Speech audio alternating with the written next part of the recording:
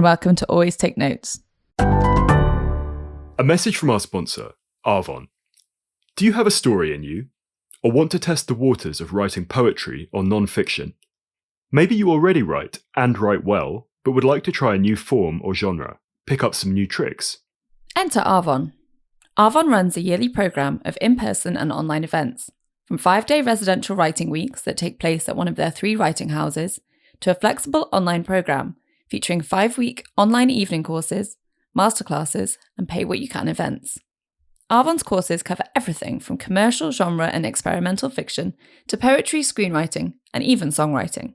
They've been running creative writing courses up and down the UK since 1968. In that time, their prize-winning tutors, many of whom may be some of your favourite writers, have unlocked the creativity of over 100,000 people. Many have gone on to be published authors and career writers themselves. But actually, it's not about that. Writing with Arvon is about finding a supportive community of fellow writers, making like-minded connections that last a lifetime. By signing up for a course, you don't just get an acclaimed author as your tutor, you also gain a writing group to bounce ideas off long after the course is finished. So whether it's a cosy stay at one of their writing houses in Devon, West Yorkshire or sleepy Shropshire, or a course you can do from the comfort of your sofa, Arvon works around your creative life. Visit arvon.org/courses, that's arvon.org/courses, to learn more and give yourself the gift of writing. Hello and welcome to Always Take Notes. In this episode, we spoke with Pari Thomson, who is editorial director for picture books at Bloomsbury Children's Books and also a children's author herself. We spoke to Pari about breaking into the world of publishing, the taxonomy of children's literature, and her own Greenwild novels. It's a great episode and we hope you enjoy it. Pari, welcome to Always Take Notes. It's fantastic to have you on the show. Could we start with the Greenwild universe, so to speak? Where did the idea for your books come from? Yeah, well, first of all, thank you so much for having me on the show. It's great to be here. In terms of where the idea for Greenwild came from, I think it's one of those things that had been maybe unfolding in the back of my mind for a long time, and it sort of gradually came together over a number of years. So I live near Kew Gardens in London, and I've spent a lot of time wandering around there and walking through the amazing glass houses and looking at all these incredible plants. I mean, there are lily pads that are big enough to lie down and take a nap on. There are carnivorous fly traps that eat and digest insects. There are tiny bright pink bananas. There's such a world of wonders, and it sort of got me thinking. Nature often to me feels quite magic, and that kind of really sparked something and got me thinking, what if nature really was magic? What would that world look like? And it sprung from there, from that kind of what if. And then it was just an adventure or a kind of really joyful process of exploration. I think writing the books was a way for me to explore that idea. And you had this idea in Greenwild of your main character, Daisy, kind of accessing a secret world through a hidden doorway. I mean, that seems to be a sort of classic trope of children's books. I immediately thought of Narnia, and then also this touchstone of the boarding school, which is, Harry Potter, the chalet school, and all of that. Why do you think these kind of touchstones or tropes or themes, why do they have such resonance in children's fiction, do you think? That's a great question. I remember those books that I read as a child, and you mentioned Narnia there. I've never forgotten when I was kind of 8 years old and reading The Lion, the Witch and the Wardrobe, that moment where Lucy steps through the door, through the back of the wardrobe into Narnia for the first time, and it's snowing, and there's a lamppost in a forest, and there's a faun called Mr. Tumnus, and you are suddenly immersed in a different world where things are magic and anything might be possible. And I think that sense of possibility is so intoxicating for a child. And it was really stuck with me, ever since, and through all of those years. So I think when I came to write Greenwild, I wanted to see if I could capture that same feeling of magic and possibility and kind of almost pass that on for readers now. And I think, that there are these, I guess, tropes for for want of a better word, that kind of have this resonance. And I'm thinking as well of, for example, his Dark Materials, which plays just with brilliant complexity and insight, really, with that idea of what can happen when you walk through the door into another world. So yeah, there's definitely a grand tradition there, and I feel sort of very, very humbly taking part in it.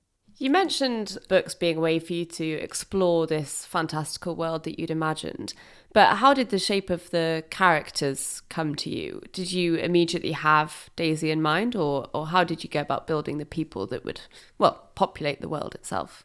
Yeah, I think I started with Daisy, and I think she really appeals to me because she starts the book feeling sort of not very brave, not very confident. She's in the shadow of a very sort of glamorous and wonderful mother who she idolizes. And I think she goes on a really interesting journey in the story where she learns a little bit to trust herself and to see that she's actually braver than she thought she was. And kind of exploring that character arc really appealed to me. Daisy's sort of similar to me in some ways and quite different in other ways. So we're both half English and half Persian. So it was interesting for me to explore that sense of never quite belonging in one place or another. And like me, Daisy spends her childhood moving all around the world. And that was kind of something I was able to draw on my own personal experience as well. That sense of kind of never quite knowing exactly where home is because, you know, you're always looking towards the next move. And then kind of what does home mean? How do you make your home? How do you find your people? But yes, as I said, at the same time, you know, I think Daisy's she's a lot braver than me, probably, and more determined than me. So kind of getting to write that was really fun for me as well, to kind of imagine myself into those different situations that she has to deal with. Could you explain, using both your experience as an author, but also someone who works in publishing, how the sort of terminology that is used today to describe children's books, what it sort of all means, things like middle grade, young adult, and stuff like that? I mean, it's quite confusing potentially to someone who's not in the target market for these books. And then where does your work fit into that spectrum or that set of nomenclature? Yeah, that's a great question. So yeah, as you mentioned, my day job, which is kind of very much full-time, is as a picture book editor. So I'm an editorial director for picture books at a UK children's publisher. And I completely agree that outside the industry, you know, it's full of totally baffling terms. And I remember when I was first trying to get into publishing, feeling that sense of being a bit overwhelmed and baffled by, you know, all of the terms and the acronyms. So yes, you kind of start with preschool, which is those young first books, early concepts, often with a novelty feature. So there might be a lift the flap or a mirror or a textured thing that you can touch, for example. Picture books tend to be a tiny bit older, less often have a novelty element or flaps, maybe more of a narrative to them. And then you have what's called young fiction, which tends to last from about, 5 to 8. And I should, say all of this with the proviso that, age ranges on children's books are, it's always seemed kind of a really strange thing because obviously every child is different and is reading at a different age. But, I suppose they just help to give a general guideline to parents and people who are buying books for children. So yes, young fiction for kind of say 5 to 8, which often also called chapter books. So they will be short, nice big print, but they will usually be black and white with pictures interspersed. So they're kind of that stepping stone up from picture books, often when, children are reading independently for the first time. So for me, I remember things like Dick King-Smith, the Sophie books, and Babe the Sheep Pig, those kind of things. And there are so many brilliant new ones being written at the moment. And then you move up into middle grade, and that's kind of often classed from about, I would say, age 9 to 12. For me, these are really the books that kind of shaped me as a child and kind of made me the person I am, I think. And then you kind of move into YA. There's often a distinction made between teen and YA. Teen, maybe slightly younger, maybe less kind of French kissing. And then YA, which is kind of tackling all of those themes of, being a teenager and growing up and coming of age. And again, there's, so much brilliant stuff being written in that age group now. So, yeah, I mean, children's publishing is a joyful place to be because you really do span the full range right from 0 all the way to YA. And YA, the research shows is often being read by people in their 20s and beyond. So there's an incredibly wide, range of things. And I think the other wonderful thing is that elsewhere in publishing, you're often books are often categorized by genre. So, for example, you publish romance, or you publish horror, or you publish fantasy, sci-fi, adventure, whatever it might be. And, in children's publishing, you get to work on all of it because it's all there. And, I think it's an incredibly exciting place to be, and it feels like a real golden age of children's books at the moment because so many brilliant things are being written. You mentioned being a little bit baffled by it by all these different terms when you started working in it. How helpful do you think it is to have all those different terms and taxonomies? Do you think to, parents trying to buy books for their children, maybe it's kind of more confusing than it is clarifying?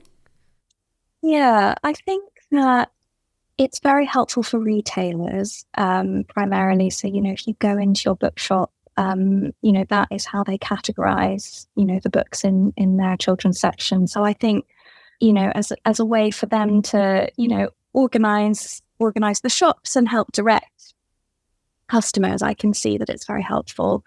In others, there's a slightly anarchic part of me that just wants to say, away with categories, let children pick up whatever they want to pick up. And I think that's kind of how I remember reading as a child. I was lucky that there were lots of books at home, and my parents took me to bookshops and let me choose what I wanted to read. And I think, that sense of being kind of set wild to choose what you want to choose is incredibly exciting and empowering as a child. And also, following to Rachel's question, how long have these categories been around? Because again, my kind of memories of childhood is that, I don't remember a kind of defined YA category. And there was, just while we were researching, there's a great comment on Twitter from a writer I really like called Marina Conte, which is definitely tongue-in-cheek, but she was quoting something about YA writing in a piece in The Guardian, and she said, this stuff makes me feel so mad and ancient. Back in my day, the 90s, 1000s, you read kids' books until like 11, but then after that, you'd progressively move on to regular novels, and it was fine. 12-year-olds can cope with a little bit of shagging in a book. Not that it's a war I necessarily want to start on the internet of all places, but the whole YA fiction thing has got so entirely out of hand. Fine for it to exist as a genre, but tweens and teens still managed to read before it got invented. You're not a baby till 18. Christ. I mean, that's obviously, her tongue is firmly in her cheek there, but is this something that has kind of emerged in the last couple of decades, do you think? Yeah, I think that probably is the case. Even when I was a child, it wasn't such a distinct category.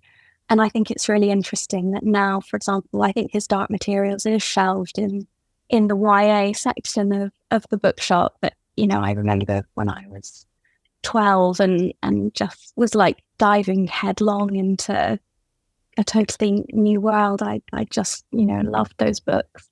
And equally kind of omnivorously at around the same age, reading the Brontes or Austen or P.G. Wodehouse and Agatha Christie, all of those things. Having said that, I edit picture books and I write middle grade. So YA is very much not my area of expertise, but, just from what I've read and the conversations that I've had, I feel like there are, really brilliant things being written right now that are categorized as YA, so we should absolutely celebrate that as well.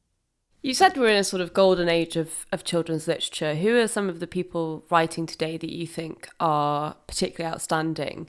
And what kind of themes are they dealing with? Are they also dealing with kind of magic and fantasy, or are they kind of working across genres, as you alluded to? There's a whole range of absolutely fantastic things. I think anything by Frank Cottrell Boyce, he's so brilliant, and his latest book, Wonder, is very much set in the real world, but it's also about magic and finding wonder. I think anything by Catherine Rundell, I think she's really incredibly talented, and she's had a sort of fairly unmissable fantasy book come out last year called Impossible Creatures. So I would highly recommend that. I love Natasha Ferrand, who has written some wonderful middle grade. So most of these ones I'm mentioning are middle grade, because I feel like that's really where my heart is, and those are the books that I just find completely irresistible. So it's really exciting, and I think if you go into a bookshop and you look at the spread of what's on the table, it feels like there's an incredibly exciting range. There's Robin Stevens writing detective stories, the Murder Most Unladylike series, for example. There's Jessica Townsend writing the fantastic Nevermore fantasy series. There's Lawrence St. John writing books about children who love animals, which is such a brilliant genre that I loved as a child. I remember reading the Flambards books and longing for a horse of my own. And so there's just a wealth of wonderful things out there to discover. We should say that Frank Cottrell Boyce is a former podcast guest, and a great interview with him. Kind of a similar question is, do you or the publishing industry as a whole have a sense of when a child becomes a kind of independent consumer, as in someone who's making their own choices in what they read, as opposed to having stuff pressed upon them? Or is there a sense that even very young children are kind of lobbying their parents to buy the Gruffalo or whatever? Like when does the child, commercially, for want of a better word, acquire agency? I don't know. I think that it probably depends so much on the child and the family, doesn't it? I've always found picture books absolutely fascinating, because they're really the only books that needs to work equally well for two completely different audiences. They need to work for the usually quite small child who is reading it or having it read to them, and it also needs to work for the adult who is reading that book, often night after night after night. And it is such a difficult sort of high wire act to pull off. And those picture books, which are really great, I think are the ones that really manage to speak in that kind of completely timeless, ageless way to both of those audiences. So I'm thinking of, some of my favourites from my childhood, things like Where the Wild Things Are, or Each Peach Pear Plum, which is just a delight to read or to listen to, even on the kind of 113th time. So I think, there's a kind of interesting crossover there that I find particularly interesting in picture books, because, those are the books that I work on.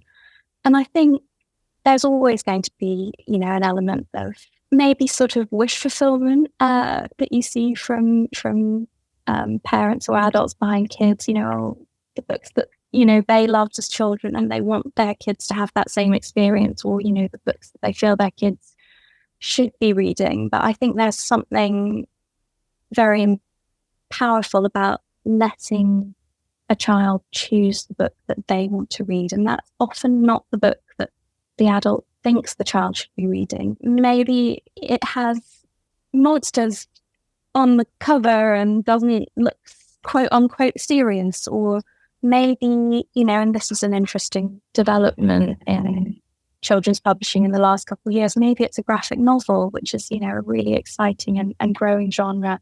I remember, in my own childhood, I went through a phase of just reading Tintin and Asterix and Obelix. And, I loved them. If you allow children to read what they want to read, if you let them experience books as a joyful thing and not a dutiful thing, I think you then kind of lay the foundation for a life of reading for pleasure. That feels like the perfect segue to talk about your early life. You mentioned your very international childhood. We saw that you have lived in India, Pakistan, America, Britain, Belgium. How did those moves come to pass? Well, my father was a diplomat. He's now retired, but he was with the British Foreign Office for about 40 years. So I grew up sort of moving every 3 or 4 years, not quite as often as Daisy in Greenwild, but, we'd often move just as you would feel really sort of settled and just as you felt that you'd kind of got the hang of things at school and made your friends. That was usually the sign that it was time to move again. And, I think that's maybe why one of the reasons I was such a bookworm as a child, because, when your home and your country is always changing, there was, one thing that kind of didn't change, and that was books. And, I've always felt in some ways that, books are my home, and that there'll always be that kind of safe and joyful place if I need them. Did you absorb the languages of these places you were living in? I did, but in a limited way. And I think I forgot almost all of them quite soon after leaving each of the countries. Yes, I think, when you're not able to kind of practice them or keep speaking them in an organic way, they kind of vanish quite quickly, which makes me quite sad. But I think what has stayed with me is the kind of memories of living in those different cultures, and that's kind of an amazing thing to be able to have as a child. I feel very lucky to have had it. And you went on to read English at university. It sounds like that was a bit of a foregone conclusion and that you were a real bookworm. Is that fair? I think I was always trying to work out what I could do to allow me to spend more time reading. So yes, I think my thought process probably was, what's the degree that I can do that will allow me to read and call it work? And similarly, after I left university, I think I kind of sat down and thought, what job can I do that would let me read books and call it work? So I've been incredibly lucky to be able to do that. And it does turn out that publishing isn't all reading all day, sadly, alas. But there is a little bit of that, and it's lovely. Just before we get onto your publishing career, could you tell us about the long 18th century, which is what you did your master's in? At least that's what we found. Why were you focusing on that area? Yeah, so I actually focused on Wordsworth and a little bit too on Keats, so kind of very much romantic period. I fell in love with Wordsworth's poetry, I think because he manages to combine writing about nature as a way of writing about the self in a really interesting way that felt very exciting to me. And I also fell in love with Keats because it's pretty impossible not to. And, I just loved reading his, not just his poems, but his letters as well. They're completely intoxicating. So yeah, that was just a really lovely, kind of felt quite self-indulgent thing to be able to study and write my dissertation on. Was poetry ever an area that you'd wanted to specialise in terms of your career, or did you always see it as a kind of academic pleasure? I think poetry can be very practical in terms of how you can use it in your daily life, how you can just, have a book lying around and just open it and read a poem like a little tonic or like a little espresso shot to kind of, jolt you into a different mood or feeling. It's not ever something that I thought I or wanted to write myself. I just don't think I have that talent or ability. I do remember that after I graduated, I was sort of trying to work out what to do and what it was that made me feel really passionate. And I think I was one of those people or one of those children who grew up and never grew out of loving children's books. I just never stopped loving them. And I remember I sort of had this revelation where I suddenly realized that I could do children's books for a job. And, that just felt so transformational because it really hadn't occurred to me.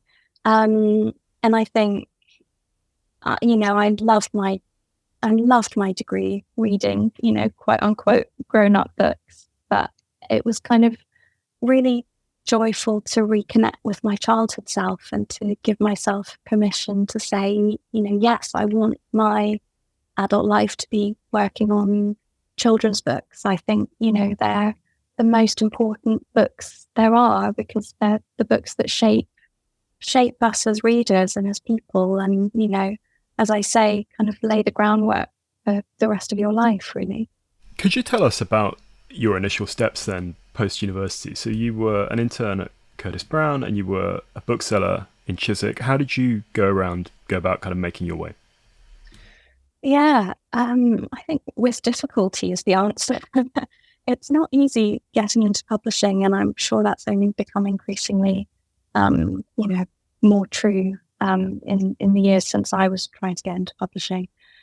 So yes, as you say, I had an internship at a literary agency, and I also worked as a bookseller at my local Waterstones, which was, absolutely brilliant experience because you're very much on the coalface, seeing what people are reading and what they're picking up. And, I was actually thinking about this when you asked that question about, when kids start choosing what they want to read versus parents, and you would really see that playing out on the shop floor, parents saying, darling, I think you should read, let's get this. And, the child saying, but mommy, I want this one. And so in terms of that, it's just, that was invaluable experience. I then sort of managed to get a fixed term contract position at Bloomsbury, which was kind of just a sort of 3-month stint, sort of helping.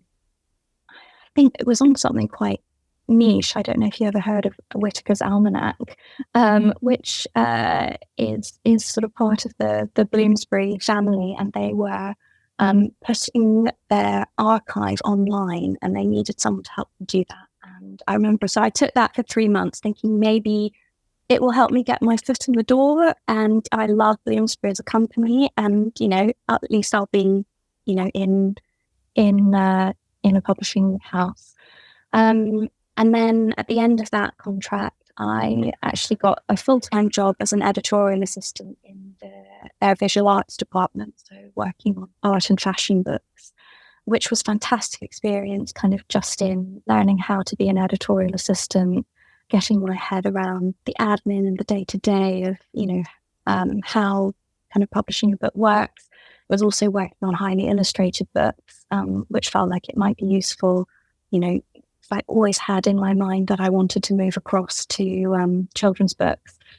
And I just got incredibly lucky that, about 18 months later, a job opened up for this sort of editorial assistant in the children's department, and I applied, and I managed to get it, and I've kind of never looked back, really. I'm still at Bloomsbury, sort of whatever it is, 6-7 years later. And, it's just been an incredible place to work. What position was Bloomsbury in when you first started working there? I'm thinking especially of the children's side of things, because obviously it had been transformed by the success of Harry Potter. I mean, it was obviously some time after that kind of initial phenomenon, but how was Bloomsbury thinking about children's books and publishing and kind of following up on or making the most of that success? Yeah, so my first job in children's at Bloomsbury I was the editorial assistant for picture books and Harry Potter. So Harry Potter is its own department, and being the assistant was kind of a wild and fascinating experience. And, they were at that time working on maybe the second and third illustrated editions of the Harry Potter books, so for books 2 and 3, which were illustrated by Jim Kay. So, seeing that process of those kind of iconic books being translated into illustrated editions was fascinating and very interesting to see, how, Bloomsbury were able to kind of build on the success of those original books and kind of almost expand the universe with these kind of lavishly illustrated editions. I don't know if you've seen them. They're kind of big hardbacks that, you really can, almost those kind of books that, as a child, you lie on the floor on your stomach and turn the pages and kind of fall into them. And, but I think one of the wonderful things about Bloomsbury is I feel that it's never rested on its laurels. It's the publisher of Harry Potter, and it's, incredibly dynamic in terms of publishing all sorts of other things in absolutely every area, from, picture books to young adult, going back to our category conversation at the start. So, it's felt like an incredibly exciting time to be at Bloomsbury, and especially for me, working on picture books, a very exciting time, as the picture book list has kind of grown and become more established. It's a fairly, young list compared to the very august competitors, like PRH, absolutely decades and decades. I don't actually know the exact date, but, it might be even more than 100 years. And Bloomsbury's, I think 30 something years old. So it's a much younger company, and kind of smaller and more nimble. And it's very exciting to see the ways that it's growing and expanding. We might be jumping around a bit chronologically here, but we saw as well that you'd worked for a man called David Fickling, who had also signed Philip Pullman for the first time. What was your interaction with him, and is he a kind of big figure in the world of children's books? Yes, to your first question, I read manuscripts for David Fickling books. So I sort of never officially worked for them in their office, but I, they would sort of send me children's book manuscripts, and I would then write a report on them. It's sort of it's a great way to kind of hone your eye and your kind of sense of what makes a good story. So I did that for a couple of years maybe, and I think it was really valuable for me to kind of, as I say, kind of learn what to look out for, and kind of incredibly valuable experience as I was kind of trying to get my first full-time job in children's publishing. And, to your second question, I think, yeah, absolutely, David Fickling's a great figure in children's publishing, and has published Philip Pullman's books in a brilliant way over the years. And, as someone who grew up reading those books, it's magical to think about how those books are made, and the people and the team that go into making a book. Obviously it's the author that writes a book, but I always think that making a book is, in a way, a real team sport. Behind Philip Pullman, who, obviously is a complete and utter genius, you have brilliant people, publishing those books and marketing those books and selling those books and producing those books. And, I often, I'm going off on a bit of a tangent here, but I often think this, particularly in picture books, because they're illustrated, it really is the ultimate group effort and team activity. It's almost like, I don't know, something like making a film or putting on a play where you're kind of dealing with different mediums. And, the author writes a text and then sort of has to hand it over to an illustrator who brings their own vision to it. And, there's an editor working on the text, there's a designer working with the illustrator. And, all of that, comes together. And when a picture book really works, there's some kind of alchemy where all of those parts come together in a really brilliant and exciting way to make something really special.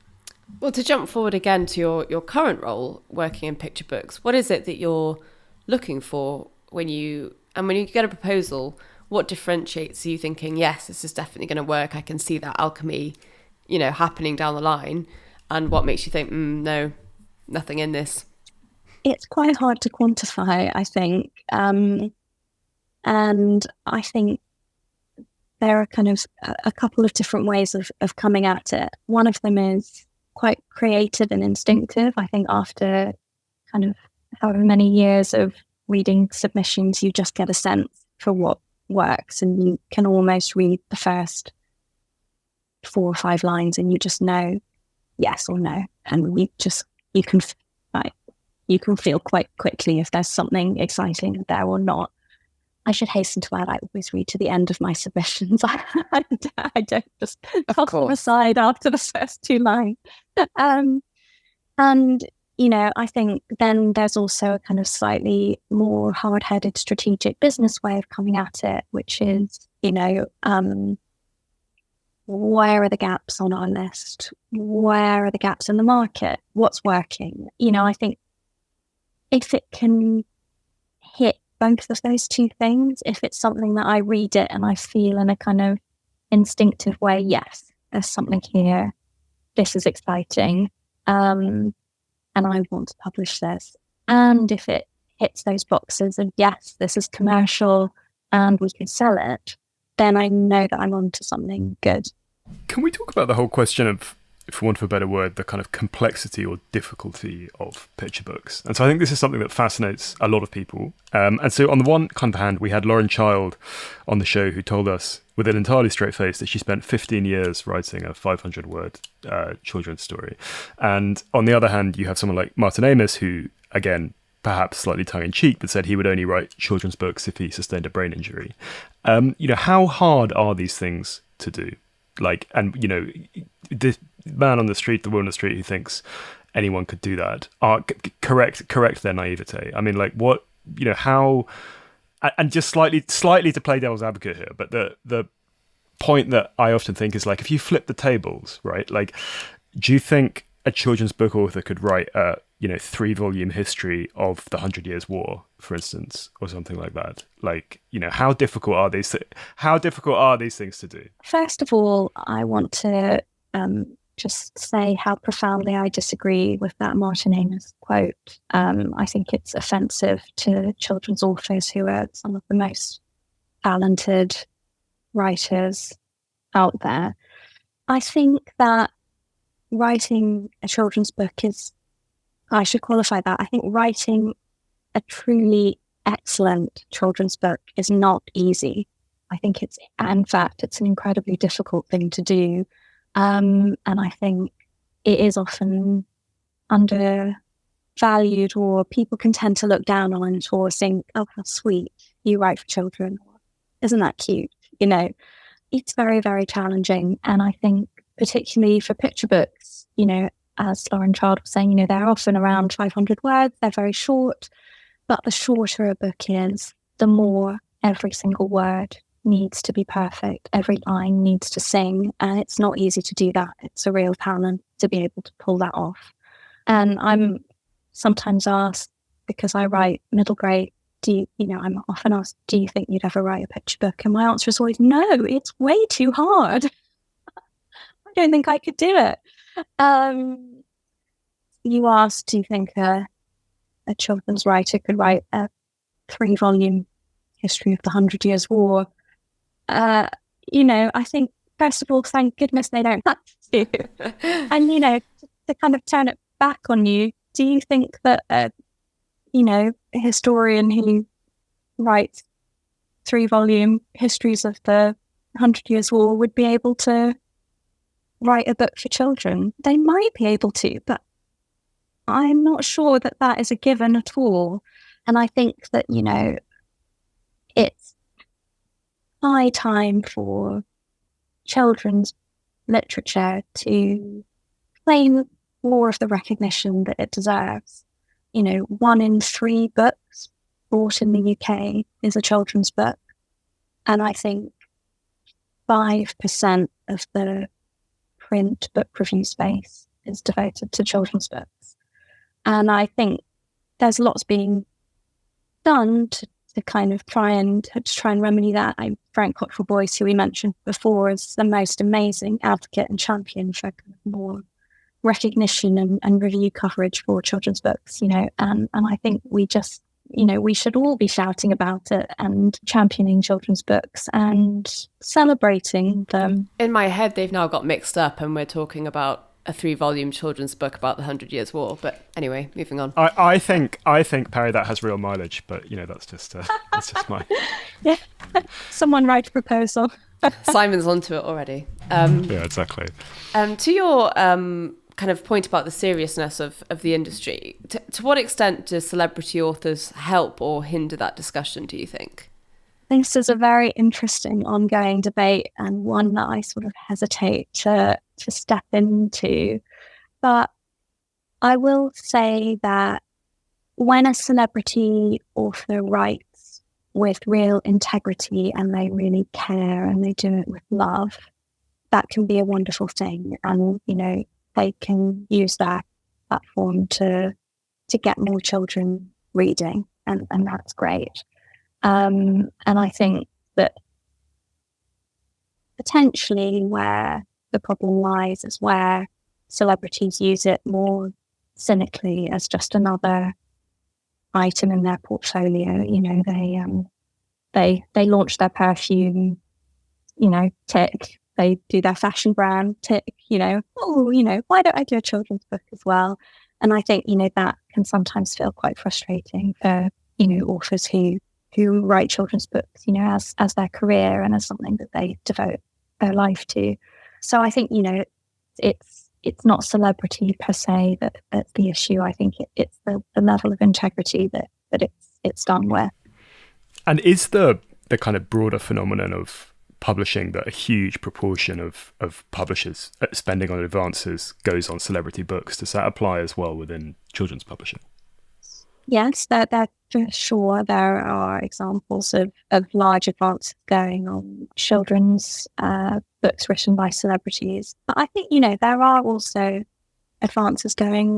high advances going for children's authors who aren't celebrities. I mean, high advances are by no means the norm, I think.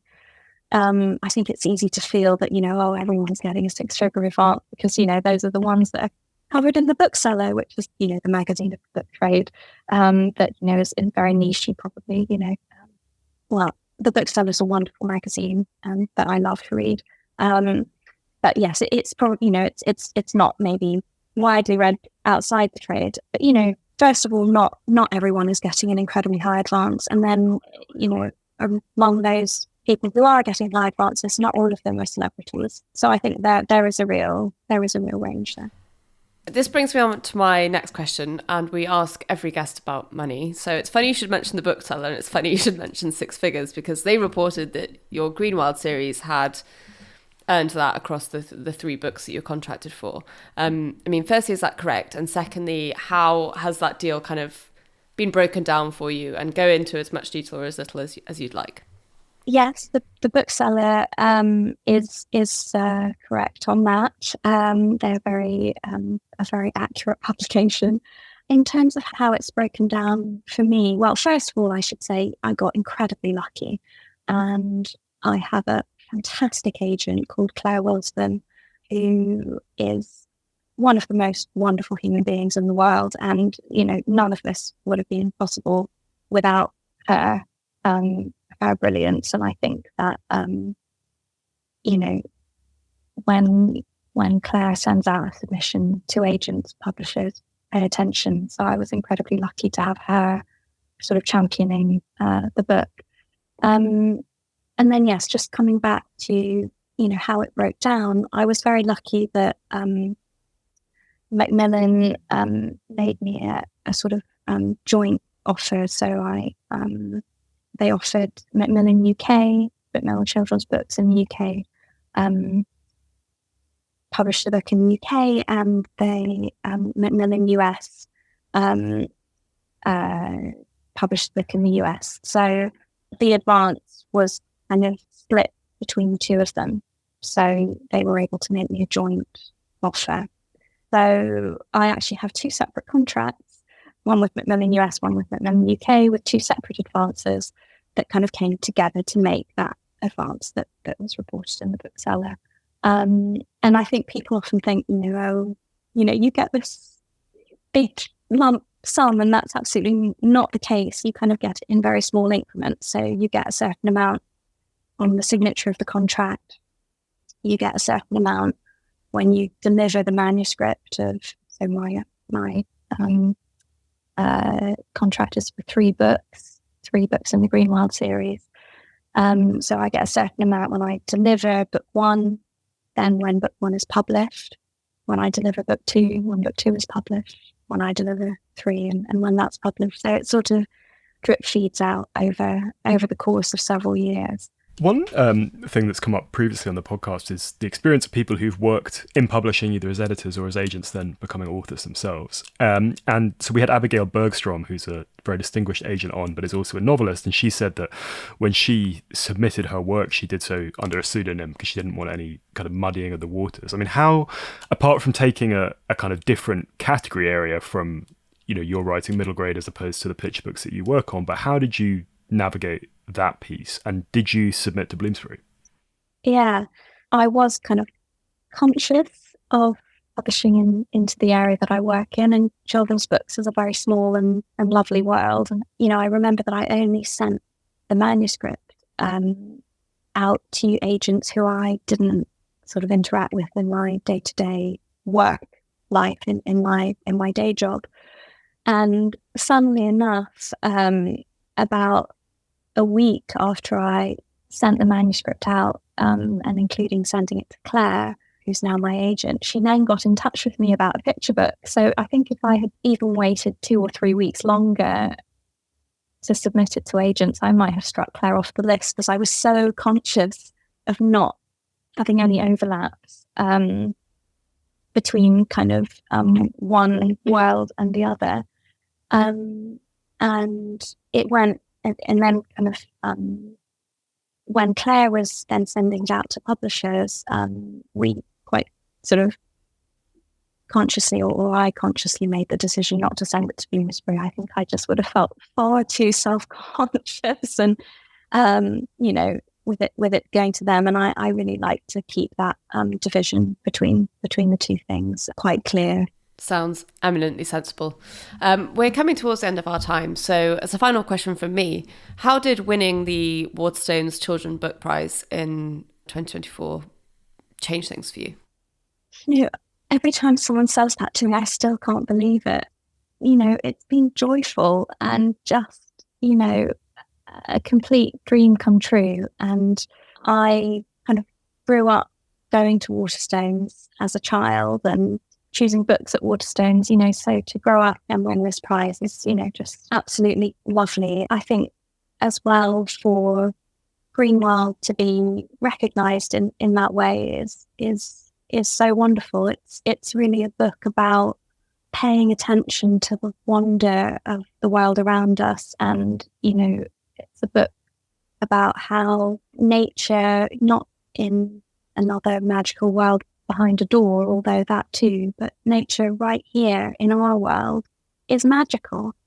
Right now, especially with everything that's going on with, the environment, that recognition, or that kind of feeling of remembering how we're connected to nature and how magical it is has never been more important. So for the book to be, recognised in that way is just lovely. And I hope, if it helps more children and more readers find it, I hope that it brings them the same sense of joy and comfort and escapism that I found in books as a child. And as a final question from me, returning to the whole illustration piece, you touched on this earlier, but your books are illustrated by Elisa Paganelli. How did that collaboration begin, and how does it work? Does she get the finished text and works off that, or do you have a back and forth and a liaison? And have you met her? I mean, I think our listeners would be fascinated to know, just in practice, how that children's author illustrator pairing works in practice. I'm so glad you asked about that, because I think, Elisa absolutely makes these books, what they are. And going back to what I said about, every book being, this incredible effort of teamwork. Elisa is just was transformative for these books, making them look so beautiful and just bringing the story alive with her amazing illustrations. Basically, Macmillan were quite clear from the start that they wanted the book to be illustrated, which was incredibly exciting for me as someone who works on illustrated books. And they suggested a couple people, but it just became obvious almost immediately that Elisa was the one. And what then happens is usually someone on the editorial team at the publisher will take a more or less finished manuscript and write a sort of illustration brief. So they will say there are, 25, however many illustrations, and they'll go through and sort of select the moments that they think should be illustrated, with an eye on the illustrations sort of not being, you don't want like 10 bunched up in the first chapter and then nothing for 30 pages, you need to make sure they're kind of well paced and spread out through the book. Then that's usually shared with the author. So I then get to look at that list and kind of say, oh, but could we have that scene instead of that scene? Or, I've always wanted to see what Elisa would do with that bit. So we're then able to agree on a final list of illustrations that are then briefed to Elisa. And at this point, I haven't been directly in contact with her. It all goes through the publisher.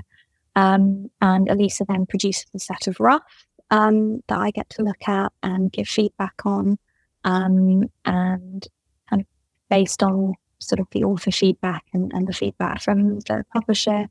Elisa then, does a final artwork. And it's just one of the most joyful things. And this is true in my day job. One of the things I love most is that moment when a set of illustrations lands in my inbox, and you see a text brought to life in a completely different way, and the illustrations will bring something new that you didn't expect. And I think to have that happen for my own books has just been the most magical thing. And when I kind of see what Elisa's done, it's just been, incredibly special. And I first met Elisa, I think we were both at Bologna Children's Book Fair last year. So she'd finished illustrating the first book, and I was finally able to say thank you to her for what she'd done. And she done all of the illustrations for the second book as well, which are just so great. One of the reasons I can't wait for the second book to be out. It's out in just less than 2 weeks. It's out on the 23rd of May. So I'm excited for it to be out, because I can't wait for people to see how beautiful the illustrations are. Well, that's a fitting note to end on. Thank you so much, Pari, for talking to us today, and good luck with this book and the book to come in the Greenwild series and all of your other projects going forward. Thank you so much.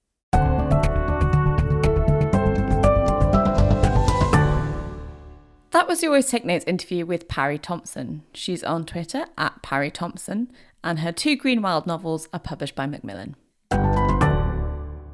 Hello, it's us again. Simon, what was your takeaway from the interview with Pari? I thought it was really, really fascinating.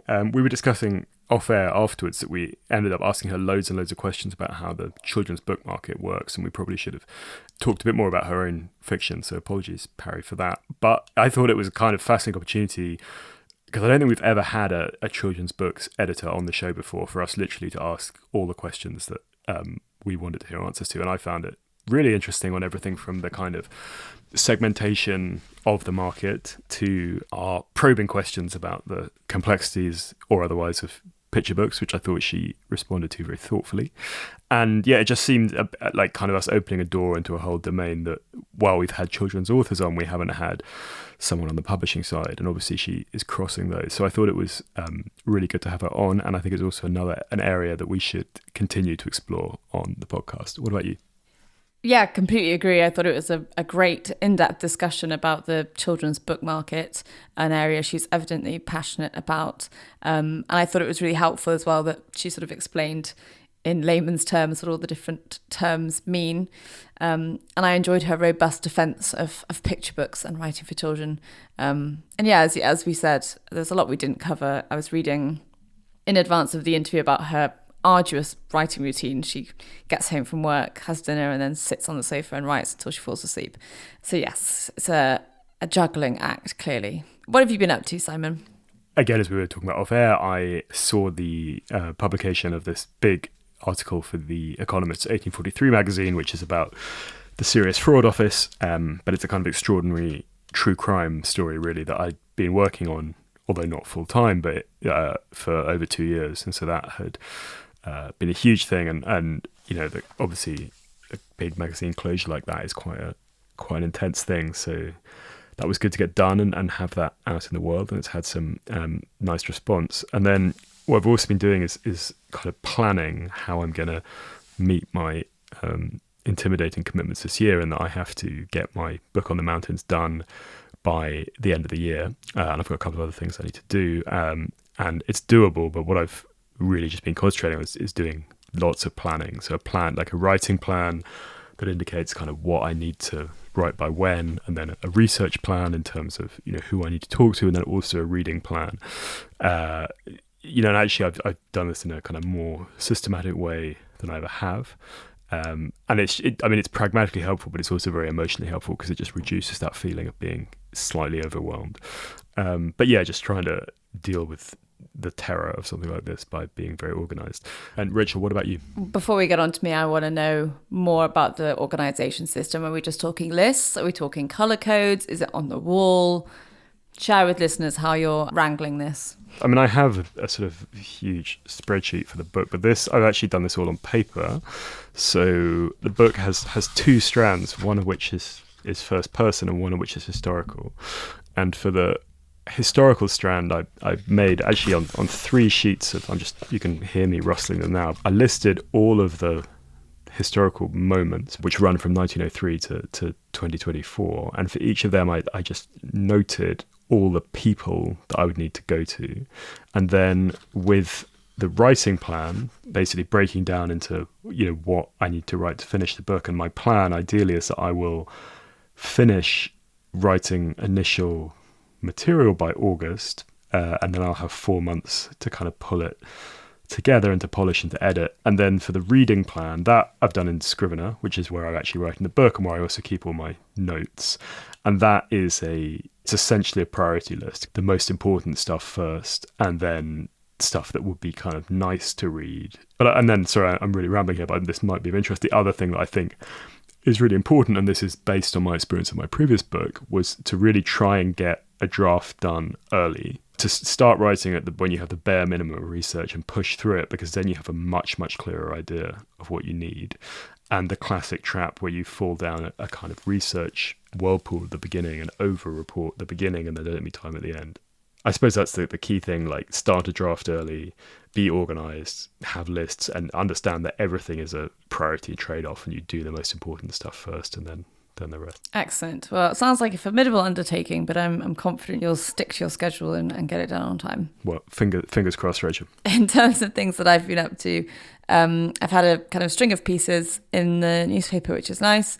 I did a piece about the National Gallery's 200th birthday, and I've recently done one on how Bridgeton is heralding a revival of interest in string quartets, which was quite funny because I was gonna ask actually what your take on the new Bridgeton was. I assumed that you would be addressing it in some form. Of course.